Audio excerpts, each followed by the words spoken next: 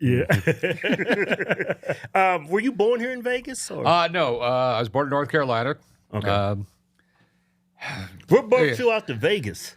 Well, long story, but so my dad was in the Navy, and so he got transferred to San Diego. We were there till 81 when I was 16. When interest rates, a Democrat was in office, and I love San Diego when I was down there. So interest rates went like 21%, so we went broke. So we interest rates is 21%. home loans were 21% in 1980. Wow. Yeah. So we moved to the land of milk and honey. Okay. Yeah, we're originally from Virginia, Martinsville. I'm not sure. I think I've been to Lexington, North Carolina. How far is that from Eaton, North Carolina? Well, Lexington North is barbecue capital of the world. Yeah, we've been there. We played a basketball game. Yeah, Basketball kids, game yeah. that was kids. Yeah. Lexington. Yeah, that city. Yeah, I remember Lexington, North Carolina. Yeah. Damn, I can't get over the 21% interest. Yeah. That's how much. Yeah. That's how bad Jimmy Carter fucked up the economy. Yeah. Damn, Democrats are ruthless, huh? I'm telling you. Who the hell can afford a home at 21% interest rates? No one. My dad was in the real estate business. So Yeah. So he went bankrupt and y'all moved to Vegas. moved to Vegas and started a little buy and sell shop on the Strip. Your dad started that, or y'all started He together? had a little buy and sell shop, but then when I was 23, so we both wanted to get a pawn shop. And, Okay. as a cocky 22-year-old, everyone was telling me it's going to cost you got to wait for someone to die, and it's going to cost you $1 million for a license. And I'm Really? and I was like, that's fucking bullshit. And because I'm a cocky 22-year-old, and like, Why did it cost so much to have a license? well, so in 1955, the good old boys got together, and they wrote a city ordinance saying they'd issue one more pawn license when the city population got to 250,000. Only 25,000 people lived in Vegas at the time. Wow. So, so when I'm 22, I got on a city business license. They tell me this. And I'm like, well, damn, it's got to be close. So I started calling up the city statistician every couple of weeks. And in, I think it was like April of 88, he says, yeah, we think it's $250,000 now. So like as a cocky 23-year-old, I went down there and said, I know I'm the first one here. Give me the license. Right. Because even back then, I mean, you had to wait for someone to like die and then they'd sell the license for like $1 million. Okay. So I sued the city. Judge says he was the first one there. And the law says the pawn license, the 1955 law said a pawn license is $50. It's $50. Yeah. Wow. So the last pawn license in Vegas just sold for $3 million. $3 million? Yeah. It's a lucrative business in this town. Right. Yeah. Like Vegas is a special place for pawn shops, right? Well, yeah. I mean, it's like I was the first 24-hour pawn shop in the United States. So like, Would y'all get out there to open up a pawn shop? Oh no, because we were buying and selling stuff, but all the money's in the pawn shop. People, no one wants to sell their shit; they want to borrow money against their shit. Trust me, I know. Because I used to pawn shit all the time. Never had the money to go get it back.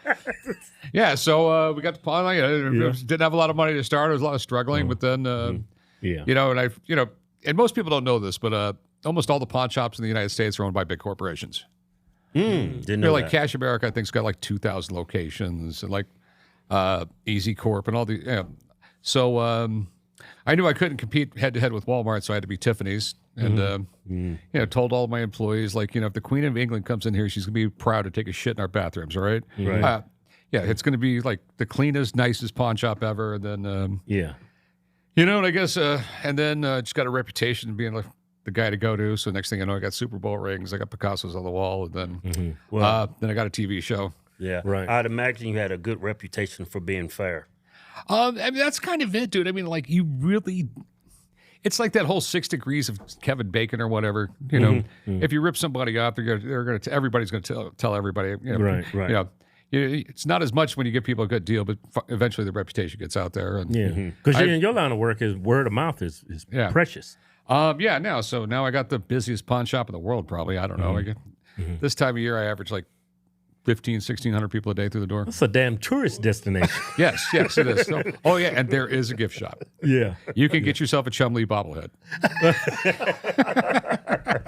Did you ever envision your pawn shop having that much success? No, dude. I mean, like, it was like the whole reality thing when it came out like 20 years ago. Right. I'm thinking, fuck, if I get a reality show and I get a season or two, it'll be good for business. Right. I never thought for a minute, like, we were on TV, we were on the air for 10 months and I was the number one show on cable.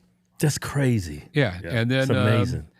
it just never fucking stops. We're about to start filming season 23. Damn, Y'all like been that. on longer than Law and Order. Holy cow, man. That's amazing. Yeah, right around 750 episodes or something like that. Yeah. Congratulations. How did this show come about? Did y'all pitch the idea? Well, no, I pitched the show for years. And everyone kept on telling me no one wants to watch a show about 4 fat guys in a pawn shop. And so it took me a while to figure out how That's a great name. 4 fat guys in a. So after I've been doing this for years trying to get the show, and I figured out how to do it. Okay, I found out that no one in Hollywood wants you unless someone else wants you. So I started talking to producers That's and so lying true. that someone else wanted me. Yeah. So the second you tell them like another network, well, hold it. And that's basically I just lied myself on the TV. Wow. Well, you got to know how to Yeah. negotiate. I imagine you learned that over the years of being running a pawn shop. You Yeah. can do that. Yeah, Picked up but that habit, but that attribute. to be on TV for that long, people gotta truly like you. Enjoy the show. Yeah, I yeah. mean, because Yeah. you got my personal life and everything, but like the show is always going to be a family show. I always try to make it a family show. I try to make it a show like you can watch it with your kids and your parents, and like Right. everyone's going to enjoy it. So, Right. and sort of like laugh and learn TV.